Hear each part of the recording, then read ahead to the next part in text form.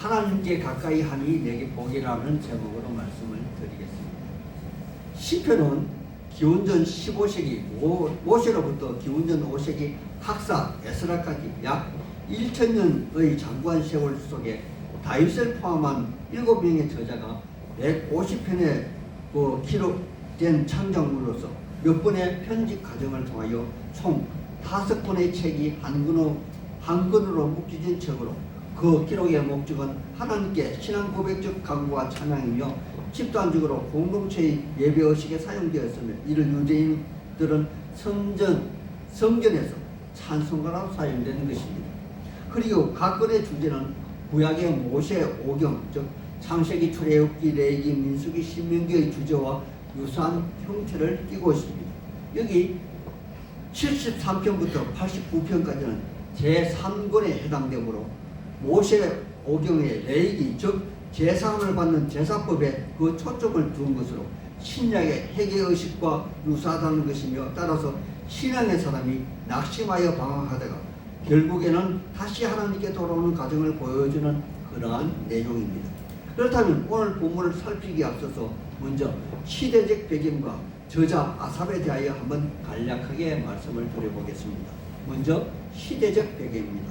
역대하 6장 31절 이하에 보면 다윗이 언약궤를 옮길 때 여호와를 찬양하는 자들의 명단을 기록하고 있는데, 여기 6장 39절에 아삽의 이름이 기록되어 있는 것으로 보아 다윗과 동시대의 사람이라는 것이며, 역대상 25장 1절에는 그는 성전에서 찬송하는 악사 중 수석이었다고 합니다.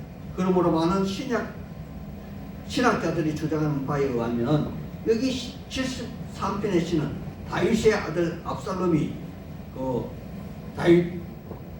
다윗의 왕자를 찬탈하고 다윗은 쫓겨다닐 때 같이 동행한 사람 중에 한 명으로서 이유 없는 악인의 형통과 의인의 고난을 기록한 시라는 그러한 한탄시라는 말씀입니다.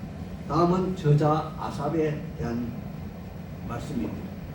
저자 아삽은 앞서 말씀드린 것처럼 다윗 왕 3대 악사, 즉 헤만, 여두둔, 아삽 중 한 사람으로서 이들의 공통점은 모두 다 레위 족속이며 또한 모두 다 선견자라는 그런 기록을 가지고 있습니다. 그는 총 12편의 시편을 기록하였는데, 시편 제2권의 50편과 여기 3권에서는 73편부터 83편까지 11편이 기록이 되어 있습니다. 그럼 본문을 한번 살펴보겠습니다. 1절 첫 음절에 시는 하나님 이름을 부르고 있습니다. 그런데 원문에 보면은 시편의 보통 사용은 여호와, 즉 히브리어로 여호와로 쓰고 읽기는 거짓되고 속된 인간이 여호와 이름을 함부로 부를 수가 없어서 아도나이라고 그렇게 읽는데, 여기 이 본문에는 하나님을 엘로힘이라고 또 표현하고 있다는 것입니다. 그렇다면 여기 엘로힘으로 표기된 하나님은 저 천국과 온 우주를 포함한 그뿐만이 아니라 이 세상까지 주관하시는 하나님이심을 강조하기 위한 그러한 표현입니다. 그런데 그는 참으로라는 단어는 그 다음 참으로라는 단어는 히브리어로 아크라는 단어를 쓰는데, 이는 우리식으로 표현하면 그럼에도 불구하고 로 대체할 수 있다고 신학자들이 많이들 주장을 합니다. 그리고 그 엘로힘 하나님은 이스라엘 중 마음이 정결한 자에게 선을 행하실 것입니다 라고 강한 의무를 표현하는 그 1절의 말씀입니다. 그렇다면 저자는 이 땅의 공의로 다스리는 하나님이, 엘로힘 하나님이 왜 여태까지는 불의가 성행하도록 그대로 방치하고 있는가 하는 마음속 의문을 가지고 있다는 것입니다. 그래서 시편 저자는 완전히 신앙을 버리지는 않았지만 하나님이 없다고 주장할 만큼의 이치까지 신앙의 한계에 다다라 있다는 것입니다. 이것이 2절에 저자의 마음 상태를 표하고 있는 말씀으로서 나는 거의 넘어질 뻔하였고 나의 걸음이 미끄러질 뻔하였다, 이렇게 표현하고 있다는 말씀입니다. 요 하나님의 사람들이요, 시인은 여기 1절에 이스라엘 사람 모두를 다 통칭하고 있지는 않습니다. 왜냐하면 이스라엘 사람들 중에서 드러나는 마음이 정직하지도 않고 선을 행하지도 않는 사람들이 많이 있다는 그러한 말씀인 것입니다. 이것을 이스라엘 역사를 통해서 알 수가 있는데, 사무엘 선지자가 이새의 집에 기름불을 들고 들어가서 이새의 장남 엘리압의 용모에 관해서 그에게 기름을 부리하자 하나님이 사무엘상 16장 7절 이하에 여호와께서 사무엘 선지자에게 이르시되 그의 용모와 키를 보지 말라. 내가 이미 그를 버렸노라. 내가 보는 것은 사람과 같지 아니하니 사람은 외모를 보거니와 나 여호와는 중심을 보느니라 하지 않으셨습니까? 마찬가지로 이스라엘 자손이라 모두가 선택된 사람이 안전하는 것이며, 오늘날 교회에 출석을 한다고 모두 다 하나님의 사람이 아니라는 것입니다. 그래서 시는 여기 1절에 이스라엘 중 마음이 정직한 자에게 선을 행하시는 하나님으로 한정하고 있는 것은 아닌가 생각해 봅니다. 하지만 그럼에도 불구하고 시인은 엘로힘 하나님의 공의로움에 대한 신뢰를 깨뜨릴 지경에 다다라 있는 것이죠. 그리고 3절부터 12절까지는 그 하나님의 공의에 대한 신뢰가 무너질 뻔한 이유를 설명하고 있습니다. 본문 3절 첫 음절에 이는 이라는 단어는 히브리어로 키라고 하는데, 우리말로 대신하여 바꾸고 말하면 왜냐하면 이렇게 해석할 수가 있는데, 그 이유는 시는 자기의 악인의 형통함을 보고 또 오만한 자를 질투하다 부러워하다 한 것입니다. 여호와 하나님의 사람들이요, 여기 2절에 악인의 형통함에 아라비아 숫자 2라고 성경에 표시되어 있습니다. 성경 하단에 해석에 다른 해석으로 평온함이라고 다른 해석을 써놓았지 않습니까? 그러므로 악인의 형통함, 평안함은 영적이고 정신적인 상태뿐만이 아니라 육체적이고 물질적인 평안함과 풍족함을 포함하는 말로서 악인들이 악함에 있어서 아무런 양심의 가책이나 꺼리낌이 전혀 없다는 그런 말인 것입니다. 그러므로 이제 그들의 평안함이 도를 넘어서 오만한 자, 즉 하나님의 이시에까지 달하는 게 되었다는 것이죠. 물론 구체적으로 4절에서 12절까지 그들 악인의 평안함에 대한 그 내용을 저자는 상세하게 기술하고 있는 내용입니다. 여호와 하나님의 사람들이요, 시는 그 악인의 삶을 얼마나 세밀하게 살펴보았으면 그의 마음속 깊은 곳까지 다다라 이렇게 표현할 수가 있는가 생각해 보게 됩니다. 한번 살펴보겠습니다.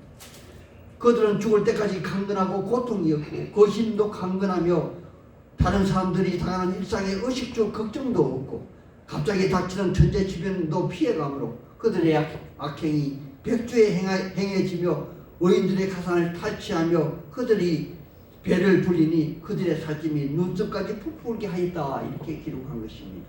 그래서 시인은 그들 악인에 대하여 12절에 이렇게 표현하고 탄식하고 있는 것입니다. 옳지어다. 이들은 악인들이라도 항상 평안하고 재물은 더욱 불어넣어다. 나는 정말 그들이 부럽다. 물론 정말 부럽다는 말은 제가 덧붙인 말로서 사정될 것입니다. 하지만 한번 생각해 보십시오. 다윗의 아들 압살롬은 아버지의 극진한 대우를 받았습니다. 타고난 용모 또한 다른 사람들보다도 더 출중하며 하나님의 은혜의 상징인 그의 머리숱은 또 얼마나 대단했습니까? 사무엘하 14장 25절 26절에 압살롬에 대하여 이렇게 기록하고 있습니다.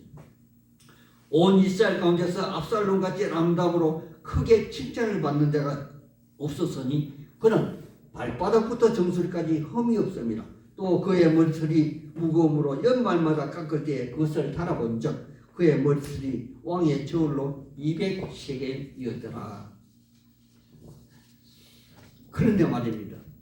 그럼에도 불구하고 그의 아버지 다윗 왕의 왕위를 찬탈하고 그의 아버지 부인 10명을 차례로 백주 대낮에 모든 백성이 지켜보는 가운데 성루에서 동침한 그가 아닙니까? 이것이 사무엘하 16장 22절에 그대로 기록되어 있는데 제가 민망하니 여러분 모두 집에 한번 가셔서 찾아서 한번 읽어보시기 바랍니다.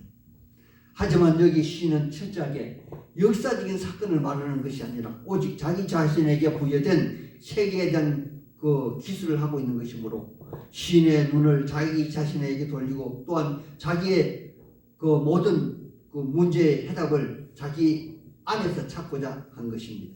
이것이 13절에서 15절의 말씀입니다.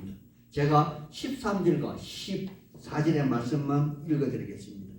내가 내 마음을 깨끗하게 하며 내 손을 씻어 무지하다 하는 것이 실로 헛되도다.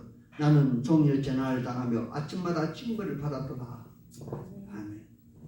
여호와 하나님의 사람들이여, 이 시편 73편은 압살롬의 반역에 대한 역사적인 소용돌이 속에서 아무런 이해관계도 없는 시인이 성전에서 악기를 연주하는 연주자로서 이유 없이 당하는 고난과 고통, 그리고 어느 편에 서야 하는 선택의 기록에서 무력함과 자기감, 그리고 불확실한 미래에 대한 공포, 더 나아가 자기 자신이 불나방처럼 빤히 보이는 죽음의 불을 향하여 돌진해야만 하는 양심의 소리를 저버리지 못하고 숙명의 소용돌이를 온몸으로 받아야 하는 지금 시인의 그 심정은 과연 어떠할까요? 여러분이 과연 이러한 환경에 처한 입장이라면 여러분은 과연 어떻게 받아들이고 어떠한 입장을 정리하시겠습니까? 하지만 여기 시인은 이미 한 채 망설임도 없이 이미 마음을 정했기에 그는 종일 재난을 당하며 아침마다 징벌을 받는다고 그렇게 탄식하고 있는 것이 아니겠습니까?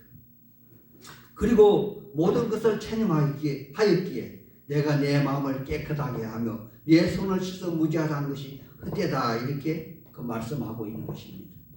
여기까지 생각이 미친 그 시인은 이제 주어진 환경과 자기 자신의 처한 입장 속에서 그 해답을 찾고자 몸부림치는 모습을 보이고 있습니다. 엘로힘 하나님은 어찌하여 악인을 형통하게 하시며 도리어 의인에게는 재앙을 내리시는가? 이것이 16절의 말씀입니다. 제가 읽어드리겠습니다. 내가 어찌하면 이를 알까 생각한 적 그것이 내게 심한 고통이 되었나니. 아멘.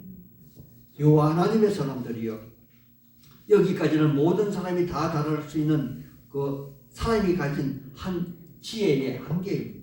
아니, 여기는 방목사의 한계이기도 합니다. 하지만 제가 서두에 여기 신 아삽은 선견자라 하지 않았습니까?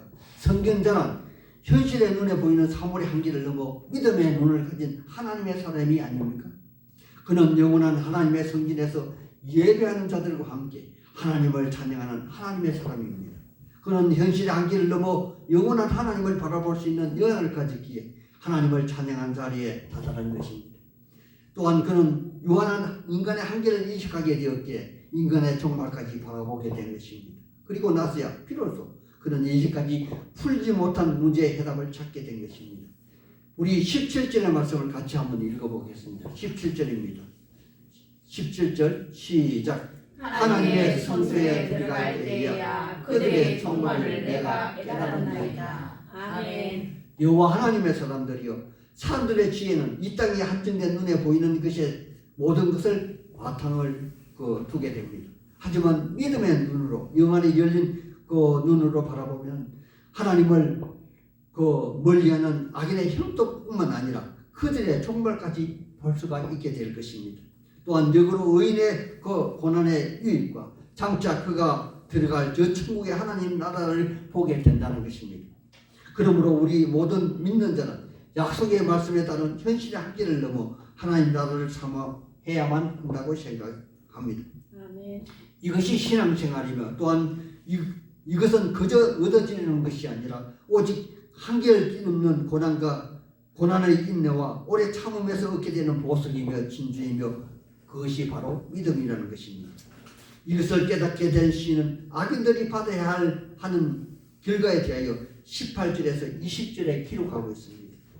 여호와 하나님의 사람들이여, 미끄러운 곳에 두어 파멸에 이르고 갑자기 황폐하게 되며 모두 놀랄 정도로 전멸하게 되는 것은 그들의 계획과 의지와는 전혀 상관없는 이로부터 내려오는 그러한 재앙인 것입니다.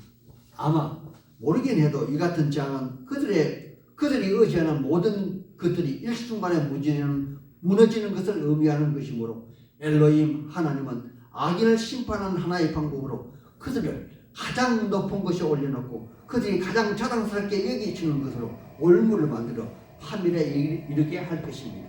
이것은 마치 압살롬이 그의 자랑으로 여기는 머리에 많은 숫이 상수리 나무에 걸려 죽음을 맞이하게 되는 것과 같은 이치로 모든 그 세상의 악인들이 하나님을 믿지 않는 사람들이 받아야 할 모두의 심판이기도 할 것입니다. 신약의 베드로후서 3장 10절에는 이러한 말이 있습니다. 주의 날이 도적같이 오리니 그날에는 하늘이 큰 소리로 떠나가고 물질이 뜨거운 불에 풀어지고 땅과 그 중에 있는 모든 일이 드러나리로다. 아멘. 여기 21절의 말씀부터는 그러한 사실을 깨달은 시인이 자기 자신을 되돌아보며 믿음 없이 그 공의의 엘로힘 하나님을 의심함에 대한 회개와 그 개인적인 각오와 결단 그리고 최종적으로 하나님을 더욱 신뢰하고 찬양하는 그러한 모습을 보이고 있습니다. 여호와 하나님의 사람들이요 이 땅의 모든 사람들은 엘로힘 하나님을 만나 뵙기 전에는 사회, 윤리, 도덕이 전부인 줄 압니다. 또한 막연히 하나님을 이야기하는 대부분의 사람들은 또한 위기가 닥쳐오면 그 이성으로 해결하려 하고 그 이성이 전부인 줄 압니다. 여기 본문의 시인이 말했듯이 이스라엘 사람이라 하여 모두가 약속의 자녀가 아닌 것이며 오늘날 교회에 출석하는 많은 교인들도 예외가 아닐 것입니다. 교회에 출석하는 교인이 신앙인이 된다는 것은 깊은 고뇌 속에 엘로힘 하나님을 만나고 나서야 비로소 진정 자기 자신의 존재를 인식하게 되는 것이며 여기 신의 고백처럼 주의 말씀이 양심의 찔림을 당하고 나서야 자신의 무가치함과 주의 손이 자신을 안위하고 있음을 그 인식하게 된다는 그러한 말씀인 것이죠. 여호와 하나님의 사람들이요 우리의 인생은 들의 풀과 같아서 어느 땐 온 세상을 푸르게 할 수 있을 것 같지만 찬바람이 불고 서리가 내리면 자기 자신의 나약함을 느끼며 자기 자신의 종말을 맞이할 수밖에 없는 것입니다. 그때 우리 신앙인의 사람은 엘로힘 하나님이 우리의 믿음의 반석이 되시고 영원한 분깃이 될 것이며 하나님을 멀리 떠난 사람은 영원한 나락으로 떨어질 수밖에 없다는 것을 알게 될 것입니다. 여기 자질과 고뇌 속에 비로소 전 천국의 하나님 나라를 바라본 시인처럼 우리 모두가 여기 시인처럼 선견자가 되어서 이 땅의 한시적 번영만 바라보는 데서 벗어나 영원한 하나님 나라를 소망하는 마음에서 여기 18절 마지막 절 18절 말씀을 다 같이 한 목소리 읽고 오늘 설교를 마치려 합니다. 18절입니다. 18절 잘 보시고 한 목소리 읽겠습니다. 시작. 하나님께 가까이 하면 다시 하겠습니다. 하나님께 가까이 하니 내게 보이라. 내가 주 여호와를 나의 피난처로 삼아 주의 모든 행적을 전파하리이다. 아멘. 이러한 축복이 있기를 우리 주 예수님이 이름 받들어 축원하는 바입니다. 아멘.